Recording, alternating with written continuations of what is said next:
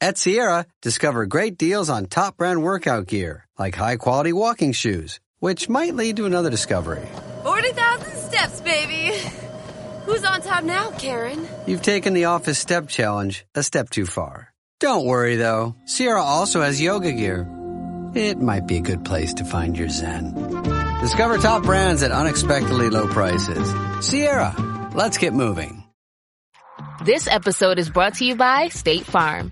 Checking off the boxes on your to-do list is a great feeling. And when it comes to checking off coverage, a State Farm agent can help you choose an option that's right for you.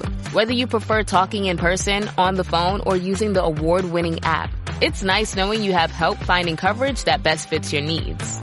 Like a good neighbor, State Farm is there. This episode is brought to you by Amazon Prime. From streaming to shopping, Prime helps you get more out of your passions. So whether you're a fan of true crime or prefer a nail-biting novel from time to time, with services like Prime Video, Amazon Music, and fast free delivery, Prime makes it easy to get more out of whatever you're into or getting into. Visit Amazon.com/Prime to learn more.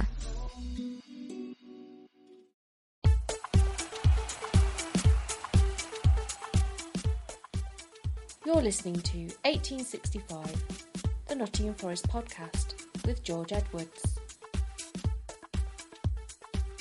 Hello and welcome back to 1865, the Nottingham Forest podcast, and our match report following Forest's first defeat of the season by 3-0 at the hands of West Ham at the City Ground. It was a capitulation in the final 6 minutes of the game with goals from Jarrod Bowen, Lucas Paqueta and Callum Wilson. That meant that Forest fell to their first defeat at the hands of West Ham. Quite a balanced game, to be fair, with not much quality on show. But I think the game proved that if you're not at it in the Premier League, then you'll be punished by some top quality Premier League players. I'm your host, George Edwards, and I'm joined by Tom Newton for this one. We're talking at 9:30 after the game on the same night. And Tom, after a few hours to reflect and think about it, what are your initial thoughts on the game? Well, where do you start? Well, the last couple of days have been relatively positive for Forest. Found out who our opponent's going to be in the Europa League. Hudson-Odoi signs a new contract, but it didn't feel right today, did it? Something from the off wasn't right.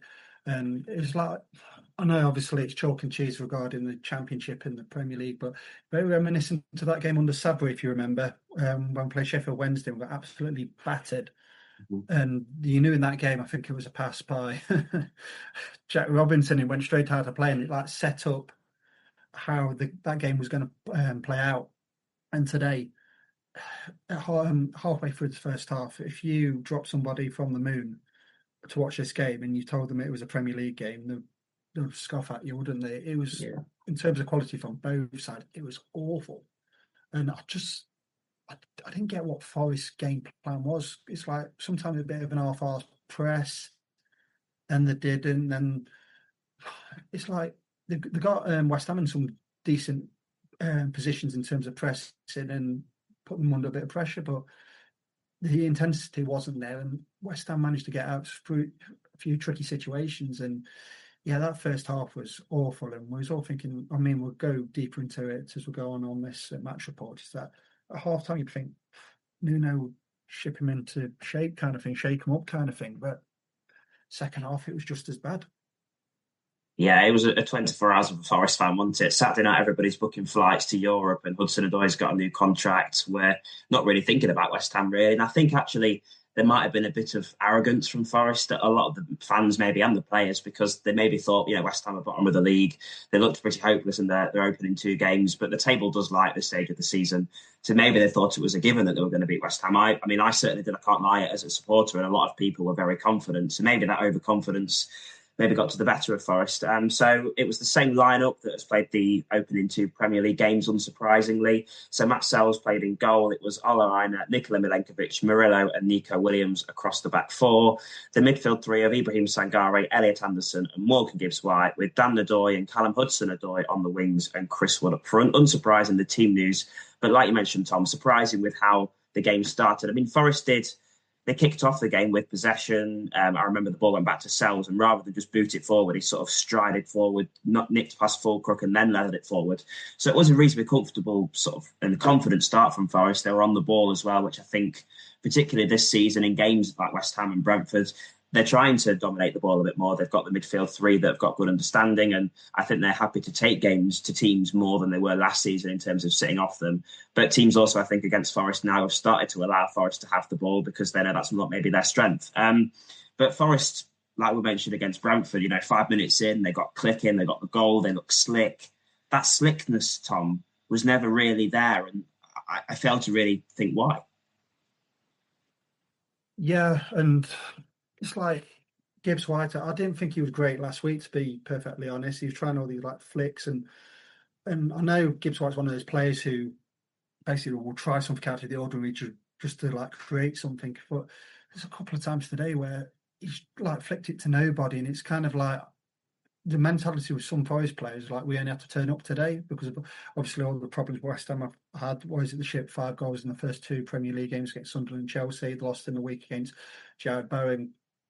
Graham Potter's under pressure. Jared Bowen's remonstrating with the supporters, and West Ham come with like a bit of a mess kind of thing. You got I can't remember the Moroccan they've got. Is it Agar? He refused to play. There was a cloud over whether Lucas Paquetá was going to play because of obviously the interest from Villa. But yeah, it's just today. It's just so many players were not at the races, and I wouldn't say it was alarming, but you can probably say Matt Sells has probably come out of the game with any credit. Yeah. And you look at the ratings on BBC, and nobody got over a 5 in my book. Yeah, no, I would agree with that. While we're talking about players, let's just stick with that because if you'd have seen Finalysis listeners, it's something me and Ellie do with Sky Sports, and you sort of have to rate the players after the game. So I did my player ratings, and the 3 for me that stood out as being actually half decent was Sells, Williams, and Anderson. I thought Williams, even though sort of down that right side, you had Bowen, you had Paquetá, they were all sort of linking up, and I thought Williams did quite well to nullify the threat. And Sells, I think Sells made 5 saves. Without him, it could have been a lot more. Anderson, I thought, faded in the second half. But in terms of everybody else, it was a collective dire performance. I did think Gibbs White had up there with his worst game in a red shirt. I thought that the ball never stuck to him. He never really controlled it very well. And he was almost looking to get rid of it as soon as he got the ball. Whereas we know that's part of his game. He does the flicks and tricks, but he never held on to it for me. And the other one that I thought was especially poor, and it's hard to scapegoat players, and they've all done so well last season, but I thought Aina had an absolute stinker as well. When we get to the goals, all 3 goals come from his side. He looked shattered by the end, and I think his positioning was off it today. I know you're putting faces, Tom, sort of me blaming at players, but those 2 in particular for me weren't at it. No, the face me expression is you pretty bang on. Aina was half cooked, and I thought that last week it was a bit strange that he just wouldn't attack down Palace's left, our right. Same again, like just being a bit half-arsed. It was like there was one where he could have attacked the left back for West Ham. I can't remember who it was now. Help me out. Juve, is it? Juve? Yeah, Malik Diouf, because he had a good game for Senegal against England at City Ground, and he was so predictable. And it's like, he looked a bit like he wasn't 100% at it. Sangare, he didn't have a great game, but because he gave away the penalty, and it's his second penalty he's given away this season. He gave one away the season before, with handball. Yeah, but. And he's going to be the scapegoat, but he was no worse than everybody else, albeit Matt Sells. It was just a really poor performance, and there's so many like players off the boil today, and and then with Nuno, this 2-week shit cloud is brought on the club with his comments. Yeah. It hasn't shifted, has it? I mean, Marinakis said on the interview with TNT Sports during the draw that it needs to be sorted. And I don't want to sound knee-jerk, but if you ask me the question, will Nuno be here for the next game against Arsenal? My gut feeling is no. And that performance today is like he signed his own death warrant in terms of it's just. I mean, we'll go on about it when we get to the second half, but he's got that talent on the bench, and he wouldn't touch it until the 80th. Like Paquetá was just about to put that penalty away, and that's the first time I saw Kelly Mwendo and Hutchinson. There's players at halftime who could have easily gone and had an early bath. Gibbs White won. I know he's club captain and everything, but it's got to be a bit of leadership from Nuno, thinking, well, make a statement here. He's having a poor game. He's not immune from criticism. He's no bigger than anybody else at the club. And you could have got McAtee on and just tried something different. And last week against Palace, Dan Doy went to the left. And he created that unbelievable pass for Hudson-Odoi for the equaliser. And you think, well, they might have like swapped wings, and that never happened today. Yeah. So there's a lot of things wrong with the performance today. And obviously you look at Nuno's mannerisms and things he was doing, and it was just a poor day all around. And I do think this Nuno situation, it's just it's festering, and it's been festering for 2 weeks, nearly 3 weeks now. Well, let's stick with him then, because was it a bit of arrogance from him, or sort of proving to the owner something? Because there's a lot of rumours about the fact that maybe some of his grievances are the fact that a lot of the signings aren't his. So with him, at 0-0 with 60 minutes to play, I think West Ham were there for the taking. They were definitely playing for the draw. They got lucky with the goal they scored, played it quickly. Salisbury couldn't have better his near post. But until then, they offered no threat to Forest in the second half. And the game was there for the taking, especially when there was about a 50-minute period where the rain was teeming down. McAtee had just came on.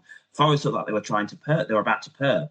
And at that point, I was thinking, right, get Hutchinson on, get Douglas Luiz on in midfield, because Sangare, I think he was okay first half, but Sangare certainly second half had faded completely. I thought, get Gibbs White and Sangare off, get Hutchinson out wide, Douglas Luiz in the middle, two players of Premier League experience who played in the Premier League a lot very recently, and can really push the team on and be that difference that we needed. I also thought in that instance where we needed something different, we maybe missed Elanga, because he'd have that sort of moment that would be able to win you a game, in that Hudson-Odoi only really does one thing in cut inside and shooting, and West Ham did so well. They just packed the box, didn't they? And I think they won the game in both boxes in the end.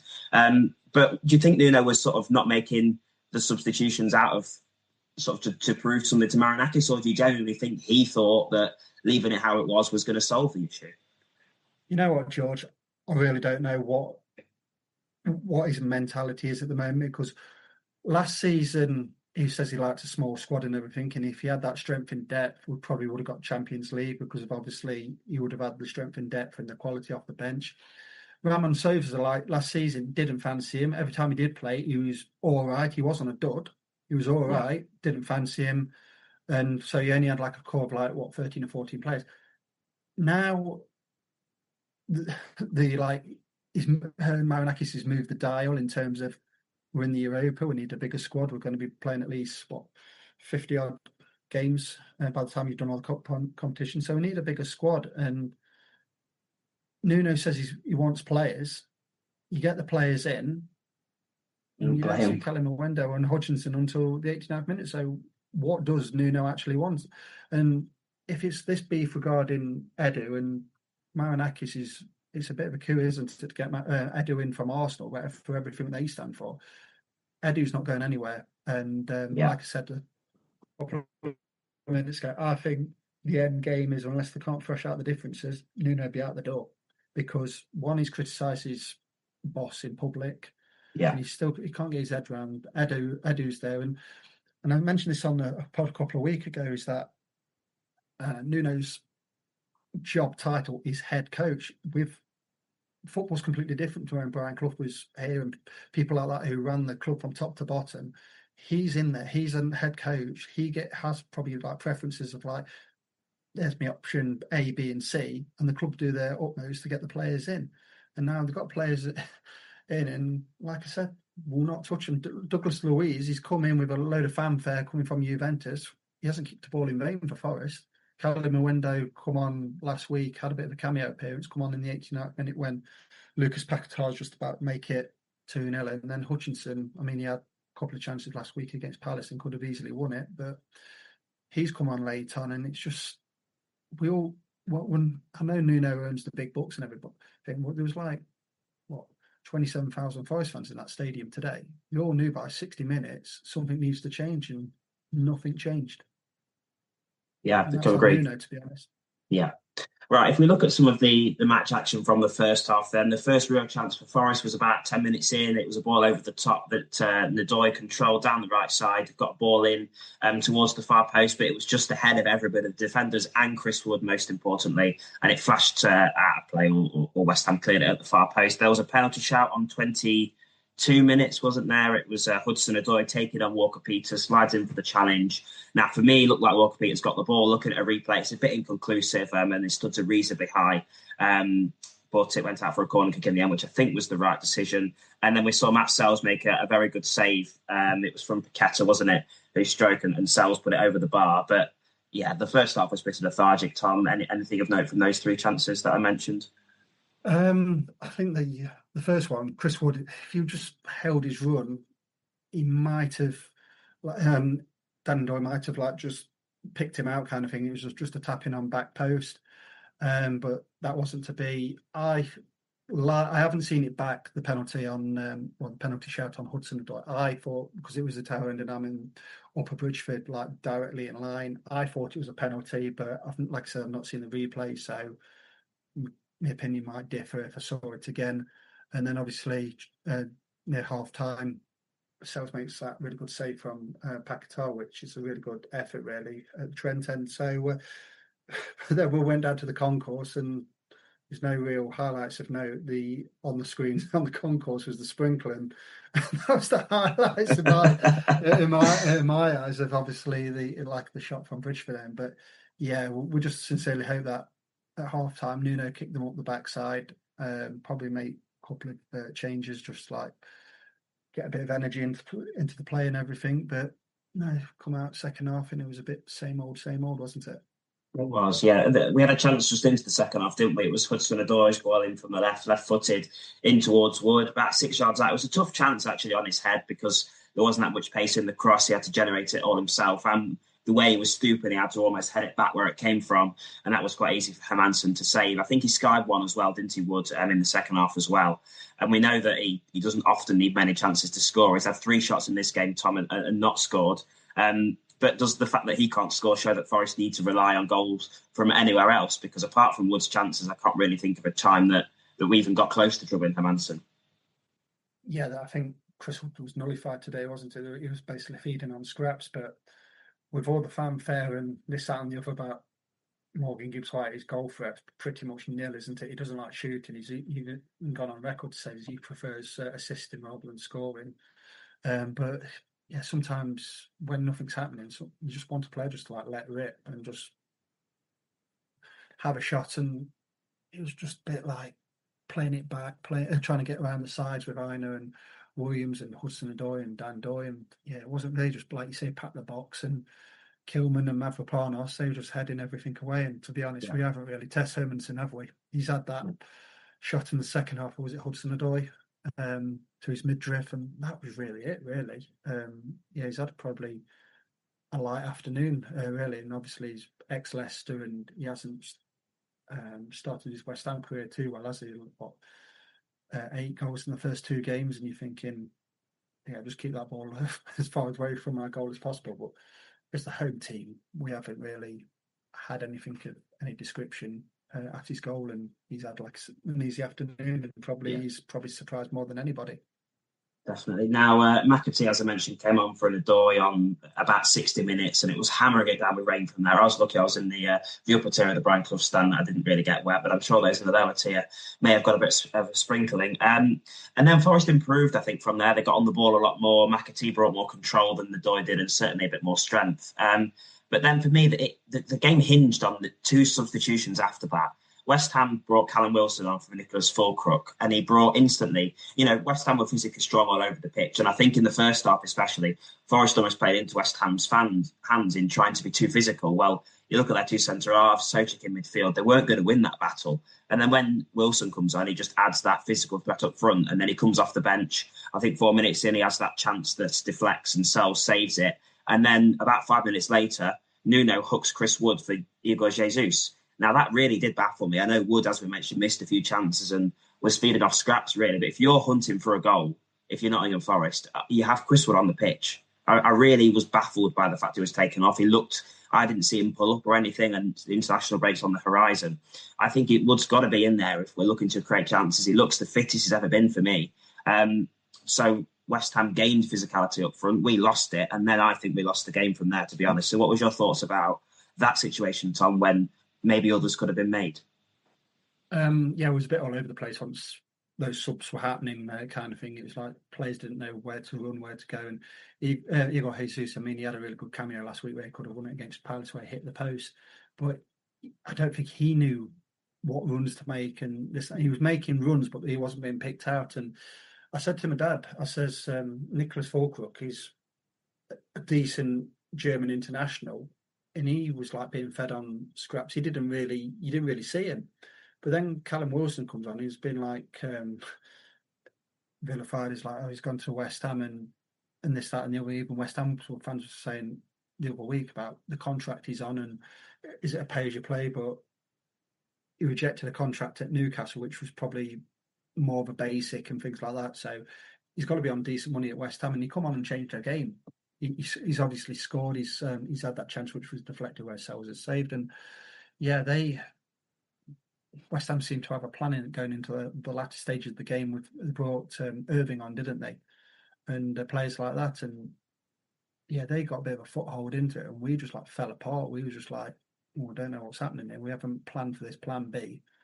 And there's just no real structural substance to Nuno. This is what I was on about with the substitutions. The substitutions, if it was me at half time, I would have took Hudson.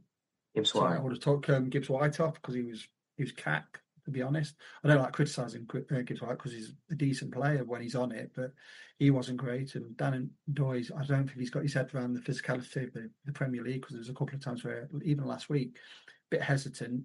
He got knocked off the ball easily by Juve a couple of times, and he's a bit hesitant to attack his fullback. So I would have changed it at half time because it was evident that it wasn't working, but he waited too late to change anything. They made their changes. Bowen scored, and like you said, that first goal was important, because if we would have got that goal, they would have gone really fragile. They would have had to come out the traps, and then would have probably opened more space up for us. But they got the goal, and we just don't have a clue on the day. And I know it's easy to say we didn't have a clue on the day, but there was a lot of other factors around that why it didn't work. First and foremost, too many players having an off day, and it was a disaster, wasn't it? That latter stages of today. Yeah, I said about 70 minutes, and I said to Felix, my cousin who sits next to me, I said that this is going to be like the Everton game last season, isn't it? Last season, we're probably the better team throughout the 90, but not much in it. And then late on, we're going to, obviously that was only 1-0, this was 3-0, but late on we throw it away and can't come back from it. And that's actually what happened. So let's talk about that 6 minutes of madness that we've been postponing. So 84 minutes was the first goal. It's Somerville dribbling in from the left, finds Bowen, takes a few touches and then fires one towards the near post. My initial reaction is, could Sells have done better at his near post? Maybe he was unsighted. And I didn't watch the replay long enough to see that, so I've not actually seen that back. So that's my thoughts on that one. 4 minutes later, it's a penalty to West Ham. I was a bit unsure about that as well. You had a better view from that, Tom. So we'll come to your thoughts on that. It's Somerville who drives, and I thought he sort of ran into Sangare's knee, but it was probably a clumsy challenge and positioning from him. The penalty's given, confirmed by VAR, and Paqueta sticks it away. By this point, can I add Marinakis got up and left? I can see that. I'm sort of sat directly opposite him. So that's something we'll add to. And then Callum Wilson scored his first into stoppage time. Olarine, awful positioning, so Milenkovic has to cover. It's juice ball in, I think, and Wilson heads home. And in 0 and petering out to 3-0 at an empty stadium. Yeah, mass exodus, wasn't it? As soon as, or when that second goal went in, and then the third goal just like was the final nail in the coffin for today's game. First goal, what they scored, Bowen, it's a really good finish. He swept it in that bottom corner, and he hasn't got much to go at, but it's a really good finish. And Jared Bowen has been their talisman for a number of years now. He's probably like behind, if not, he's probably their best player, to be honest. When Jared Bowen's on it, he's a good player. The penalty, well, we all know Sangare today, he wasn't his greatest game. He wasn't the worst player by any stretch, but when he gets past the 60-minute mark, there's a mistake in him, and I think it was tired body, tired mind. He dangles his wrong foot at Somerville. Somerville's looked at us and think, I'll have a bit of that.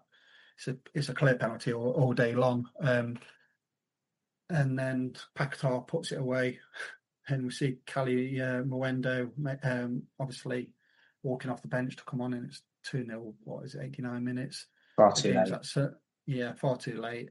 And then Wilson seals the deal for West Ham today. So, yeah, it really, really poor. And then obviously the mass exodus, which we haven't seen that for a long, long time at Forest, especially at home. So, yeah, just awful. And got to the car listening to Nuno's blasé comments. Let's be honest. And yeah, like I says, I don't think he'll be here for the Arsenal game. I think they will shake hands, and that's the end of Nuno, because, like I says, Edu's staying, and Nuno just can't get his head around that. He wants more players, but then he wants a smaller squad. Then the players do come in and etc. So yeah, it's just an absolute mess today, real mess. Yeah, the final thing I'll add to that is that the sort of messy-esque run that we saw from Jarrod Bowen. I don't know if you're still in the stadium at that point, Tom, but with about 2 minutes to play, Bowen gets it on the left, waltzes through pretty much everybody in a red shirt, and it's only Sells that keeps Forest dignity in it from it being 4-0. And yeah, I think the stadium was maybe as empty as I can remember it from that Middlesbrough game when Chris Hughton was there. I don't think I've ever seen it that empty since then. But yes, at full time, it was Nottingham Forest 0, West Ham United 3. The 1865 Match Report. As a scientist, I can tell you that Sundays are only 24 hours long. But with NFL Sunday Ticket and YouTube TV, you get every game every Sunday all in one place. That's upwards of 30 hours of NFL in one day. How can there be 30 hours in 24 hours, you ask? I have a theory. Magic. New users get NFL Sunday Ticket for 8 payments of $34.50 per month. Sign up at NFLSundayTicket.com. Local and national games on YouTube TV. NFL Sunday Ticket for out-of-market games excludes digital-only games and commercial use. Terms and embargoes apply. Availability varies. You're listening to 1865, the Nottingham Forest podcast. Hi there, Forest fans. It's Will Pugh here from the We Are West Ham podcast.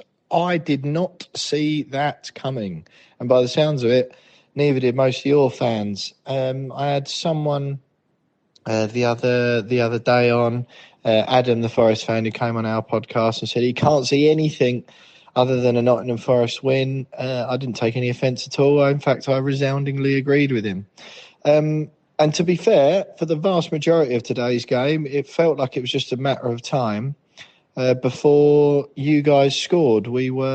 It's interesting to hear, I sort of spoke to a couple of Forest fans already after the game. Interesting to hear the different sort of points of view on it. My stance was that we were kind of hanging on, basically, and riding our luck for a lot of it. You had lots of the ball, and it just felt like we were sort of clinging on. I think the average touch map or the average position map for the first half, it was only Jarrod Bowen's whose average position was in your half. So, yeah, I was just like, here we go, it's just a matter of time.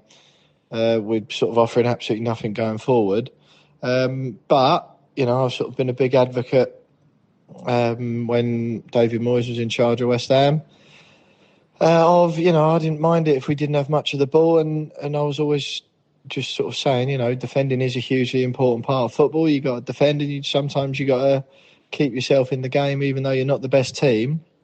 And I thought that's exactly what we did today. And albeit the goal sort of came out of nowhere and did seem a little bit of somewhat of a collapse from you guys. What I did like, though, is once we scored the goal, we didn't just like try and sit back behind the ball. We were still going forward and attacking, which is what fans like to see. And yeah, just sort of, obviously it's one of those, isn't it? After the first one goes in, you guys have got no choice but to pour loads of players forward in pursuit of an equaliser, and obviously with that comes risks. And Crescencio Somerville, who's one of my favourite players at West Ham, has been out injured for such a long time. Absolutely delighted to see him back, and that is exactly the sort of impact he can have on games and was having before he got injured. So thrilled to see him come on. Even Callum Wilson, the second coming of Mikel Antonio, so we're told. Actually looked pretty tidy. I'd have been absolutely fuming if I was Jarrod Bowen when he tried to nick it off of his toes after that mazy run. But yeah, all in all, thoroughly good game. I think 3-0 obviously flattered us a bit, to be fair.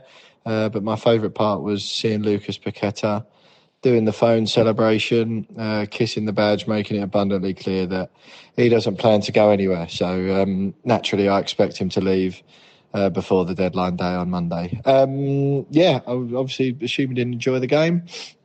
I did. I still think we'll only come 14th, and that you'll be okay because you are a good side full of decent players. And if I'm frank, although we've won today, on the whole, I'd rather be in your position than ours. Enjoy the rest of the season. Good luck in Europe. Thank you, Will. So let's touch on the surprise element of the defeat then, and maybe the manner of defeat and the manner of the performance, because we didn't really see this coming. West Ham had looked poor. How did Forest react from this, Tom? How did he react? Manager aside, just the players. It's a hard one because we play the next third game after the international break is Arsenal. I think that would be good for them to sort of refresh, get rid of it, come back to Arsenal, be the underdogs, which is where we prefer to be. But yeah, you say that, but we haven't really laid a glove on Arsenal, have we? Past few, No. what was it? 5-0, 6-0 or something like that first season. 5-0, 2-1 and 3-0 last year. 3-0, yeah. Ethan, was it Waneri scored? Yeah. Scored his first goal for Arsenal. So they've got to be a hell of a lot better. We can't afford too many players having off days. It depends what tomorrow brings in terms of the window. Will we get another statement signing? Because that backward has been mentioned, and obviously we'll have a deadline signing, don't we? So we'll have to see what happens. But yeah, I know you've just said manager aside, but I think the cloud over the next 2 weeks is going to be the manager.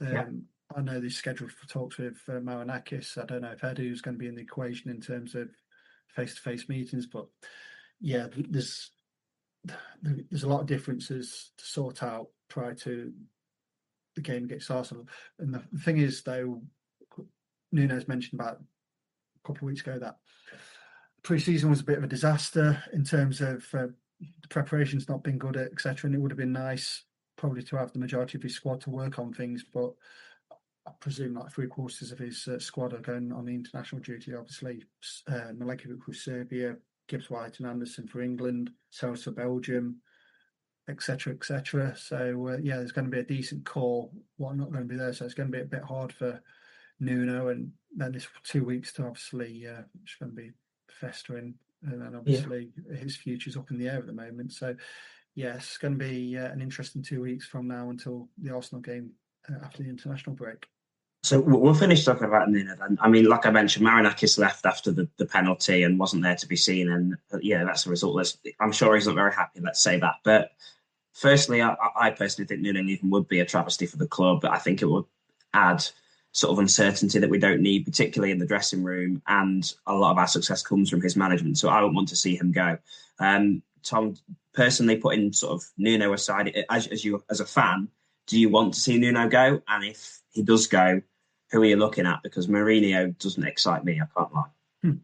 Well, Mourinho 20 years ago would have excited me, but obviously I think he's just got the sack at Fenerbahce and he's gone past his sell-by date, and he'd be all right for 2 weeks, and he will say that he come to the city during Euro 96 and he's in awe of Brian Clough, but that novelty will wear off for 2 weeks, the media circus that will bring. So I'm digressing now. What was your question? As a fan, do you want Nuno to leave? And if he does, who would you want? No, I don't want him to leave, because obviously the season what we had last year, but how he's been acting for the last 2 weeks has been unsavoury, not needed. He shouldn't have aired his dirty laundry out in public eye. It should have been behind closed doors and obviously thrashed out his differences with Marinakis, but he's a very honest and emotional guy, isn't he, Nuno? So he probably thinks it's probably best for him to go on camera and say all of this, and obviously it's just left this horrible cloud over the last 2 weeks. Like I said, I don't want him to go because of obviously everything what he did last season, obviously that longevity and a bit of like obviously stability and everything. But if he does go, who would have liked, well, like I said, Mourinho's past his sell by date. It would be all right for about 2 weeks, and it will go to come down like a lead balloon. Somebody like Areola or Marco Silva. I mean, Marco Silva's been mentioned many times by Dan Taylor from The Athletic about he might be the next in line because Marinakis has been a big fan of him, and he hasn't been really backed at Fulham this summer, has he? And then obviously Urioli's just had his whole back five took from him: Zabani, Kepa, Huson, Kirkez. There's only Adam Smith there. He's one of those players who will never leave Bournemouth. Yeah. So, but the thing is, though, it's like trying to get these managers out of the club and where they're at, etc. And you pay a lot of money for players, don't you? Like you for 40 million, you 50 million, but trying to get a manager for, say, a compensation for about 5 or 6 million quid, clubs are very reluctant. Yeah. To do that. So we'll have to see what happens, but it's going to be an interesting few days in what the Marinakis Nuno camp and see what happens. But my gut feeling is he will not be here for the Arsenal game, and that's not been that's not a knee-jerk reaction. It's just everything what's gone on in the last 2 weeks, etc. It's not been helpful, and I've been watching football for what, good 20, 30 years now, and nothing surprised me in football. So if he does go, I mean, the writing's on the wall for him in terms of what he said and how he's acted in the last 2 weeks. But let's end on a positive spin then. We've got 2 minutes of the meeting left, so let's keep it brief. But Forest obviously renewed the contract of Callum Hudson-Odoi on Saturday night, and all the European fixtures were announced. Now, I spent, just before the preparation for this podcast, booking my trip to Seville, and I'm going to book all the others later on in the week. Tom, you've just booked 2 trips as well. So let's end on a positive note, shall we? Talk about this briefly. Yeah, I'm really looking forward to going to Seville. Forest against Real Betis, end of September. Then December time, booked to go to Amsterdam for Forest away trip to Utrecht. So 2 places what I've never been. I've never been to Seville, never been to Amsterdam. Really looking forward to it. And it's been a long time coming, hasn't it? Like 30 years ago, the last time I was on a European adventure, which I was too young to obviously appreciate. And my dad and people of his age have like been to Munich and Madrid, and then obviously the games at the City Ground, etc. So yeah, I'm really looking forward to it. And it's our generation's time to actually enjoy a European adventure, and hopefully everything gets sorted managerial wise, and hopefully everything gets sorted. But like I said, I can't see it. But on a positive note, I'm looking forward to going to some away ties. Yes, hopefully we'll be doing it on the bus with Nuno, but it's looking less and less likely every day. So thank you for joining me, Tom, and thank you, listener, for enjoying our half an hour moan there. If you enjoyed the podcast, you can find all the links to the social media and where to listen at the words 1865.football. We'll be back later on with the Lazio Espresso Bar in the week, and then the international break big podcast to come your way. But in the meantime, make sure you follow us on social media, and come on, you Reds.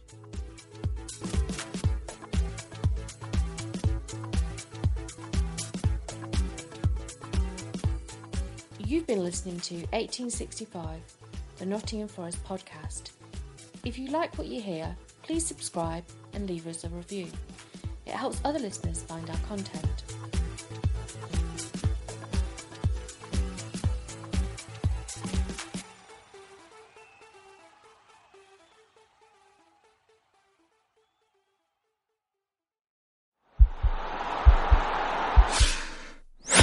This podcast is part of the Sports Social Podcast Network.